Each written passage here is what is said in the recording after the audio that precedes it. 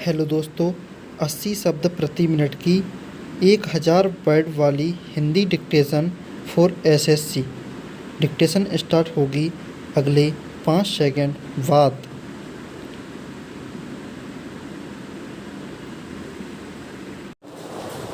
मोहनदास करमचंद गांधी के व्यक्तित्व विकास में दक्षिण अफ्रीका जाने पश्चात अद्भुत अंतर आया।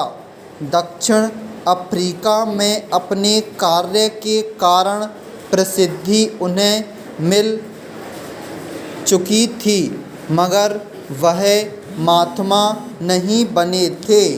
उनकी ओर देश का ध्यान तब गया जब गागर में सागर के मंतव्य वाले 20 छोटे छोटे अध्याय में उन्होंने हिंद स्वराज्य पुस्तक लिखी।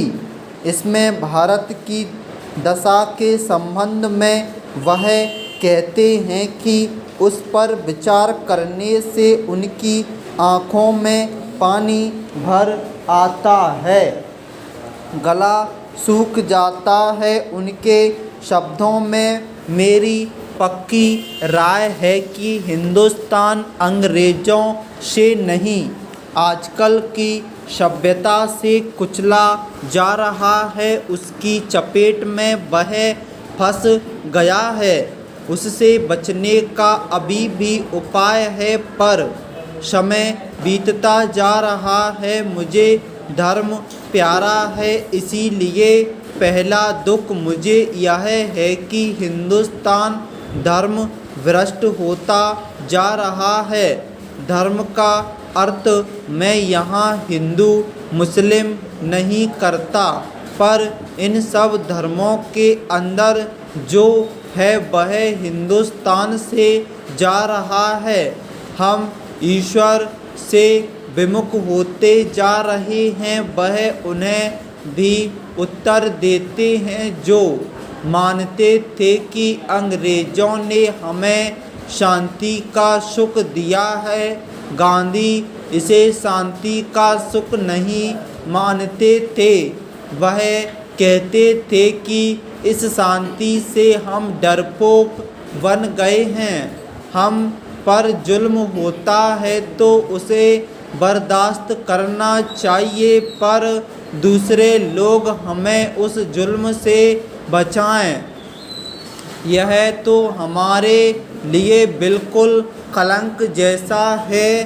गांधी जी इस संबंध में कहते हैं कि यह अंग्रेज़ों का फैलाया भ्रम है कि उनके आने के पहले भारत एक राष्ट्र नहीं था और एक राष्ट्र बनाने में आपको सैकड़ों वर्ष लगेंगे। जब अंग्रेज हिंदुस्तान में नहीं थे तब हम एक राष्ट्र थे। हमारे विचार एक थे, हमारा रहन सहन एक था, तभी तो अंग्रेज़ों ने यहाँ एक राज्य कायम किया।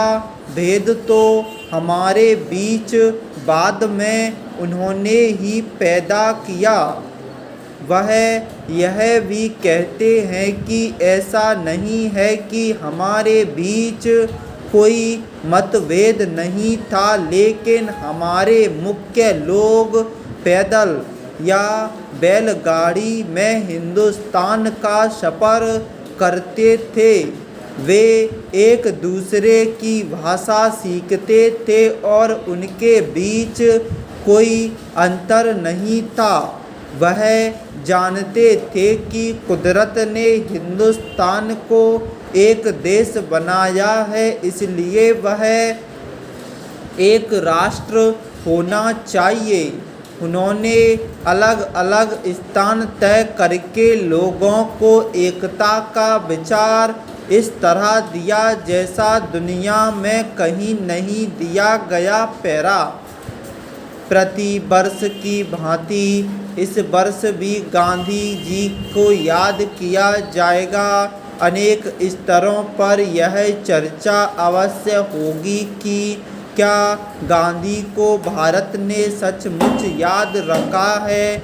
यदि ऐसा होता तो 1947 के बाद या 1950 में संविधान लागू होने के बाद नीति निर्धारकों ने उनकी बुनियादी तालीम की संकल्पना को गहराई से समझा होता और उसे लागू किया होता। दुर्भाग्य से ऐसा नहीं किया गया। बापू जानते थे कि जो शिक्षा व्यवस्था विदेश से लाकर भारत में रोपित की गई वह एक ऐसी फसल थी जिसने खेत में पहले होने वाली फसल को पूरी तरह रौंद दिया। देश को इस जमीन को उर्वरा बनाना था, उस पहले वाली फसल को फिर से लहलाना था, क्योंकि वही उस खेत के लिए उपयुक्त थी, वही सभी की आवश्यकता पूर्ति कर सकती थी, वही सर्वमान्य हो सकती थी। उसी में भारत की संस्कृति की गंध रची बसी थी। इसी में वह शक्ति थी जो सहिष्णुता को सर्वव्यापी फैलाव दे सकती। अक्टूबर 1927 में उन्होंने कुछ अत्यंत साहसपूर्ण विश्लेषण दिए जो आज के संदर्भ और स्थिति में न केवल भारत का वरन विश्व का पथ प्रदर्शन कर सकते हैं। उन्होंने कहा था, मैं जितने धर्मों को जानता हूँ उन सब में हिंदू धर्म सबसे अधिक सहिष्णु है। इसमें कट्टरता का जो अभाव है वह मुझे पसंद आता है, क्योंकि इसमें उसके अनुयायी को आत्माभिव्यक्ति के लिए अधिक से अधिक अवसर मिलता है। हिंदू धर्म एकांगी धर्म ना होने के कारण उसके अनुयायी न सिर्फ अन्य सब धर्मों का आदर कर सकते हैं, परंतु दूसरे धर्मों में जो कुछ अच्छाई उसकी प्रशंसा भी कर सकते हैं और उसे हजम भी कर सकते हैं।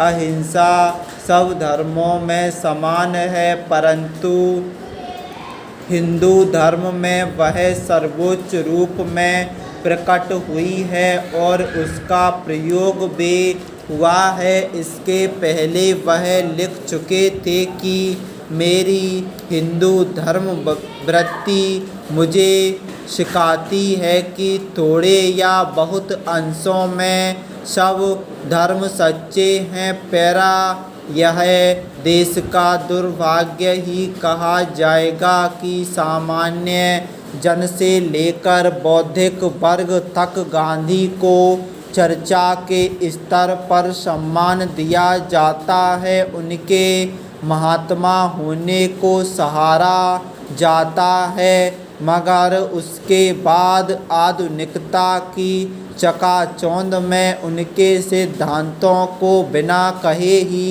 दरकिनार कर दिया जाता है।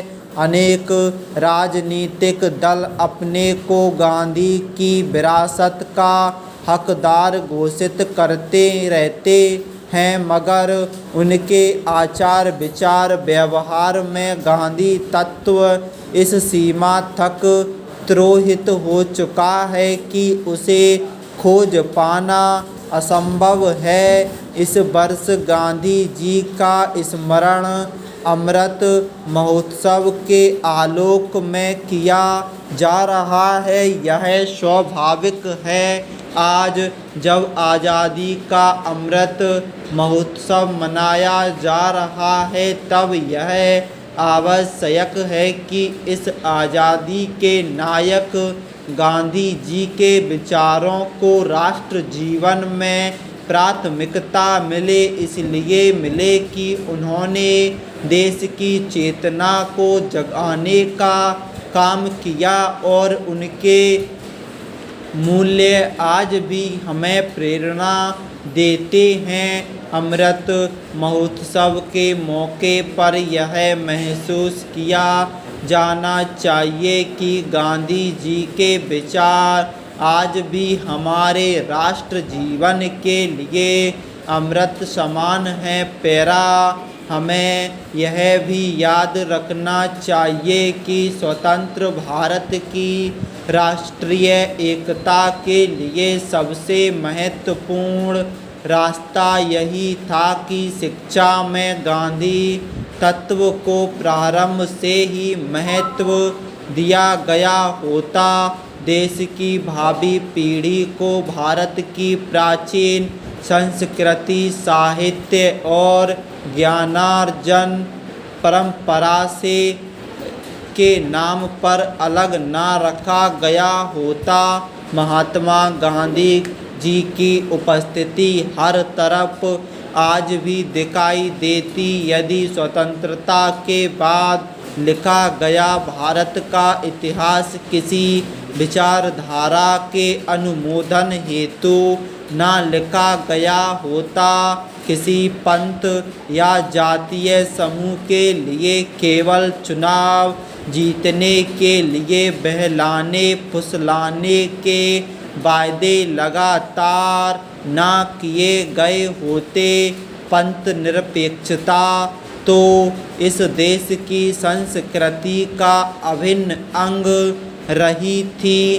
विदेशियों ने उसे नष्ट करने का हर संभव प्रयास आपसी कटुता बढ़ाने के लिए, अपनी स्वार्थ सिद्धि के लिए किया, मगर स्वतंत्र भारत में जिनके लिए केवल चुनाव में जीत और सत्ता ही लक्ष्य रह गए, वे आज भी वैमनस्य फैलाने में लगे हुए हैं। आज देश को ऐसे जननायकों की महती आवश्यकता है जो कह सकें कि मेरा जीवन ही मेरा संदेश है।